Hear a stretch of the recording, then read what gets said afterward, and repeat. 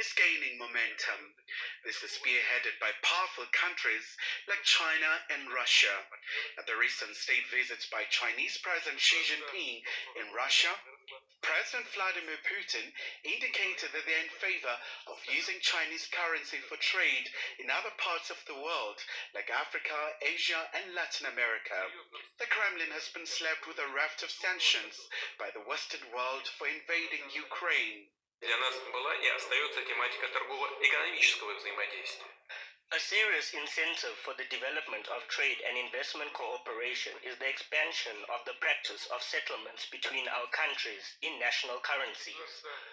According to the results of the first 3 quarters of last year, the share of ruble and yuan in mutual commercial transactions reached 65% and continues to grow, which allows us to protect mutual trade from the influence of third countries and negative trends in global currency markets. Отметку в 200 миллиардов долларов. Another BRICS country, India, has indicated that it's putting into place a mechanism for international trade settlements in rupees.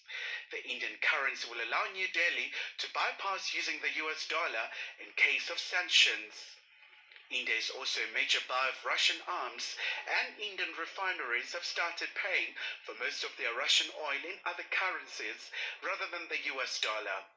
Meanwhile, Kenyan President William Ruto has unveiled a plan to deal with the dollar crisis. As a government, we have made innovative intentions and undertaken innovative strategy to ensure that we ease the burden of availability of dollar in our market.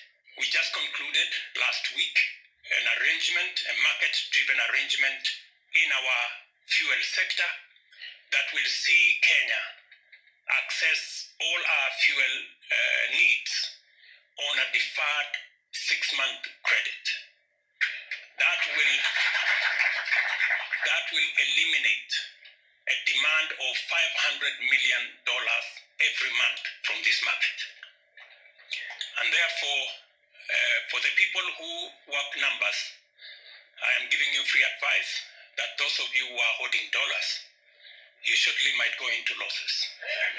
As India gears up to host the G20 summits later this year, and the issue of currency recognition is set to dominate the discussions among the influential economies. The issue of the competition between the major powers about their currencies is an ongoing issue.